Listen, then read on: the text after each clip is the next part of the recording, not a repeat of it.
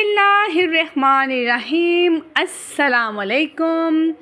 मैं हूँ आपकी बहना और नाम है मेरा जनाब सुल्ताना और वेलकम टू सुल्ताना का आशियाना। एक हसीन और पुरमसरत दिन में एक बहुत ही एक्साइटेड व्लॉग में हम आपको वेलकम कहते हैं। तो जनाब आज दा व्लॉग में चाहनी है कि थोड़ा जब पंजाबी हो, क्योंकि जो आज हमारा मॉर्निंग टाइम है, नाश्ते का टाइम है, वो थोड़ा सा देसी और पंजाबी है।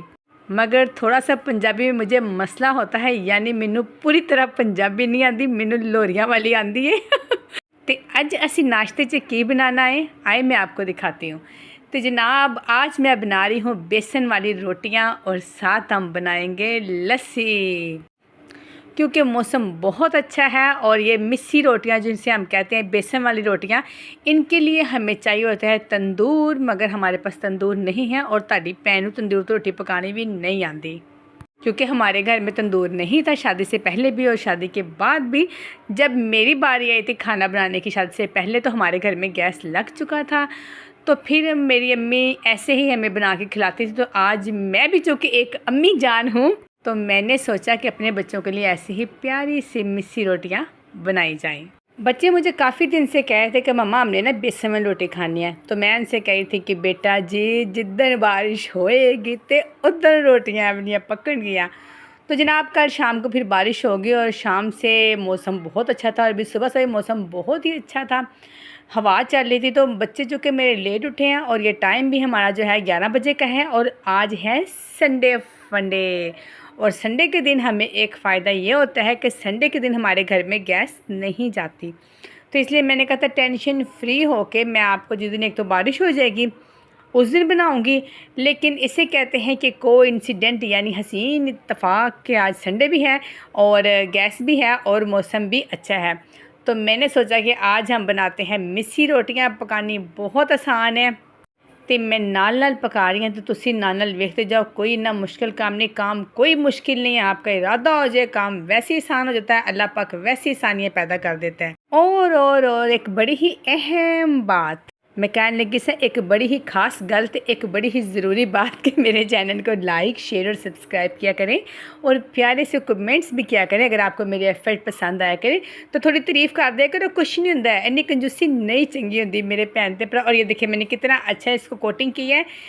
सामान इनका बिल्कुल वैसे ही है जो पकौड़ों का बनता है, लेकिन जो आलू हैं, आलू आपने बहुत ही बारीक और लंबे लंबे काट के मैंने उनको बिल्कुल क्रश कर दिए। आप अंडे में प्याज डालते हैं ना, क्रश वाला, बिल्कुल कचूमर वाला, उस टाइप के मैंने इसमें आलू काटे थे, क्योंकि आलू गलने बहुत ज़रूरी होते हैं। और प्याज मैंने थोड़े थोड़े मोटे काटे तो बड़े मज़े के बनते हैं। इसमें जब प्याज आते हैं दांतों के नीचे क्रच क्रच जिसे दुश्मन की हड्डियाँ चबाने होने ना वैसी आवाज़ आए ना, बड़ा दिल खुश होता है।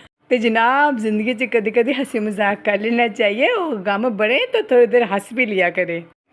और ये बहुत ही मज़े की तब बनती हैं। ये देख लें रोटी, पहले आप देखें, बातें छोड़े तो रोटी चेक करो, कोटिंग कितनी अच्छी है, नीचे से मैंने अच्छी तरह रेड की है। रोटी का पकना बहुत ज़रूरी होता है, क्योंकि बेसन की रोटी है, अच्छी तरह पकी होगी तो आपके लिए बहुत अच्छी थी, वरना फिर तारे ढिड से पीर हो जाती, मैनू गल्ला ना करना फिर। तो इसलिए ऐसा कोई भी काम करे तसल्ली से करें। देखें आप रोटी की लुक कितनी रेड और कितनी हसीन है, फुल रोटी पे कोटिंग है। और मैं बेसन काफ़ी ज़्यादा लगाती हूँ कि मुझे हल्के हल्के बेस वाली मिस्सी रोटी बिल्कुल पसंद नहीं है। हाँ जी, तो गल विच रह गई सी कि असूलन तो इसमें आप देसी घी लगाएं तो रोटी का मज़ा दोबाला होता है।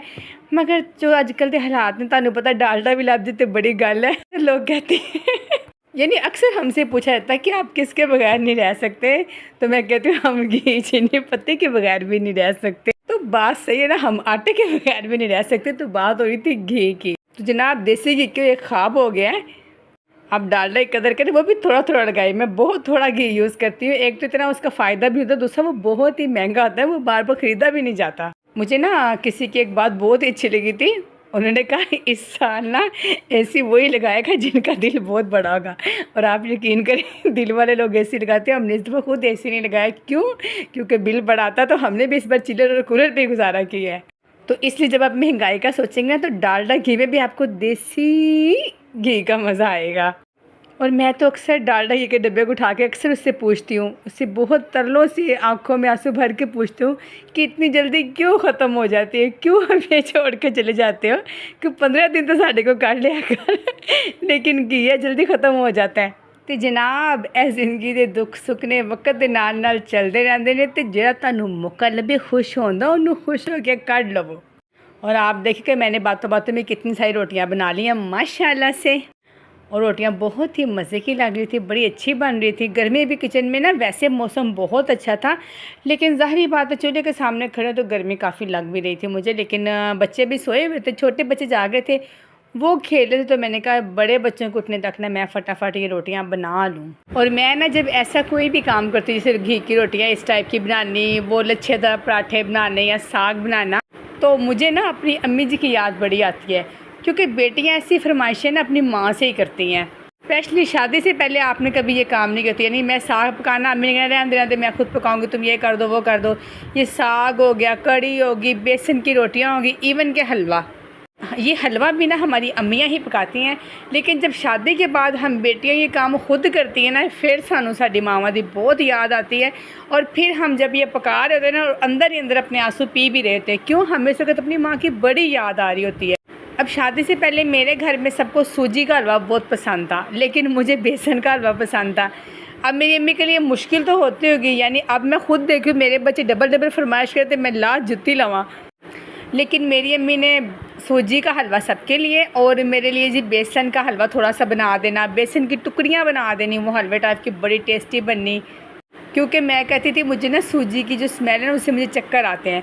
तो माएँ बड़ी प्यारी होती हैं, बस अल्लाह ताला सबकी माँओं को सलामत रखे। नखरे बेटियों के ना माएँ ही उठाती हैं। तो जब मैं अपना ये वक्त सोचती फिर मैं कहती कि मैं भी अपनी बेटियों की ना हर ख्वाहिश पूरी करूँ, उनके सारे नखरे उठाऊँ। बस अल्लाह पाक से दुआ किया करें आप भी मैं भी कि बच्चियों के नसीब ना बहुत ही अच्छे हों, इन्हें कोई दुख ना आए, अल्लाह ताला इन्हें हर खुशी दे। तो जनाब यहाँ पे माशाल्लाह हमने काफ़ी सारी रोटियाँ तैयार कर ली हैं, और साथ साथ हम निकालेंगे अपने प्यारे हाथों से बना हुआ घर का अचार, यानी देसी अचार। देसी क्यों ना सही, देसी अचार ही सही, देसी तरीके से खाने ही सही, चलो कुछ तो देसी है ना। ये लफ्ज़ देसी भी ना बड़ा ही अच्छा लगता है, देसी। और आज का सारा नाश्ता ही मैंने पूरा देसी स्टाइल में बनाया है, मुझे बहुत अच्छा लगा था। अगर आपको भी जब अच्छा लगे, पसंद आए, तो मुझे ज़रूर आपने कमेंट्स में बताना। और ये कोली में साथ जो अलग से बेसन है ना, ये मैंने अपने छोटे बच्चों के लिए रखा था कि मिर्चों के बगैर था। मेरे छोटे बच्चे ना मूसा और मेहंदी वो फिर मिर्चें नहीं खाते, तो ये स्पेशल मैंने उनके लिए अलग बना के रखा था बेसन, ताकि मेरे निक्के बाल बलूंगड़े भी खा लें।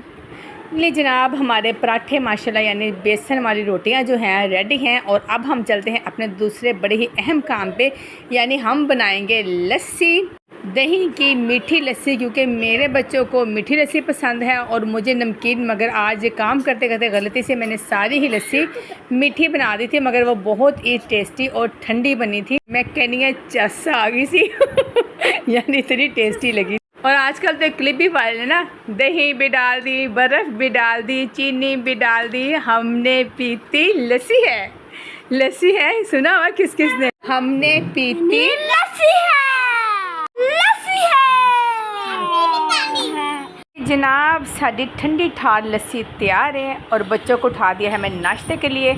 और यहाँ सब बेसन वाली रोटियाँ यानी मिस्सी रोटियाँ खाने के लिए बैठ गए और बड़े ही खुश नज़र आ रहे हैं। बच्चों को नाश्ता बहुत ही पसंद आया था, आप भी हमारे साथ आए और नाश्ता करें। मम्मा रोटी ले ली है। इसके साथ ही जनाब हमारे व्लॉग का टाइम भी ख़त्म हो रहा है। करते हैं जी हम अपने व्लॉग का इख्तिताम। ते ताड़ी प्यारी भैन सुल्ताना दा तानू प्यार भरा सलाम।